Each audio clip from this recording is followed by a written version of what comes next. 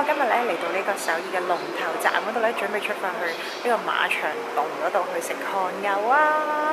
超期待啊！因為嗰邊咧其實有好多間係專門係賣呢個韓牛嘅專門店啦，咁係唔批發嘅價錢咧，咁你就可以買到啲一家家等級嘅靚韓牛去食啊！咁而家喺我身後邊呢，就係呢個馬場畜產物市場啦。搭地鐵喺馬場站2號出口，或者喺龍頭站4號出口呢，都一樣可以去到噶。咁提提大家啦，咁由西門入去市場呢，就最方便嘅。咁其實呢度係韓國大型嘅肉品販賣市場呢，總共有成2萬幾檔噶。韓牛全部都係韓牛啊！咁韓牛嘅單價有幾貴，大家都知噶啦。咁但係呢度嘅售價咧就比會平時咧平30%左右，而且品質超好噶，當地人咧都好中意嚟呢度買嘢噶。咁大概行咗個圈之後咧，咁我哋就揀咗呢一間肉店啦。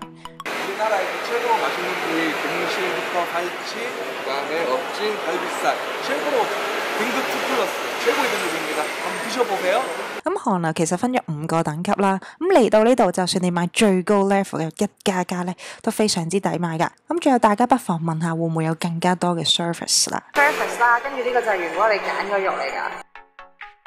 揀好咗要買嘅肉啦，咁就可以去樓上面嘅餐廳嗰度食噶。咁你就可以揀炭燒或者電爐去燒啦。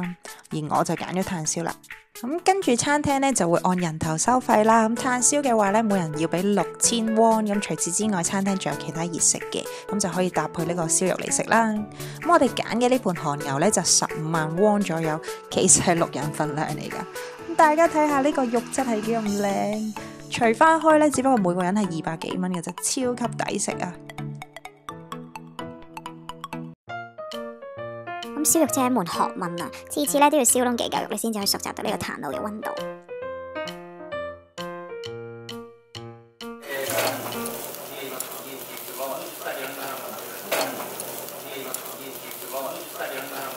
第一啖咧就食咗個原味先啦，咁就點少少鹽。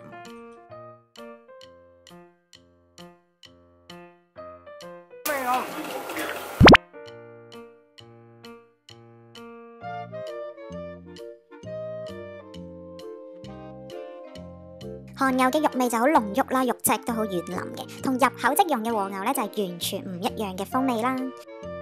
唔想齋食韓牛咁單調嘅話咧，攞去包埋啲生菜啊、洋葱泡菜一齊嚟食嘅。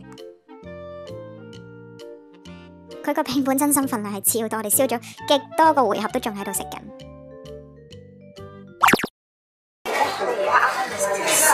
嘅呢一個嘅韓牛，即係飽到個飯都好細咁大。我哋都中意食牛排咧，就幾中意呢個馬場檔啦。咁今次嘅分享就差唔多啦，我哋下條片再見啦，記得 subscribe 我 channel 啦。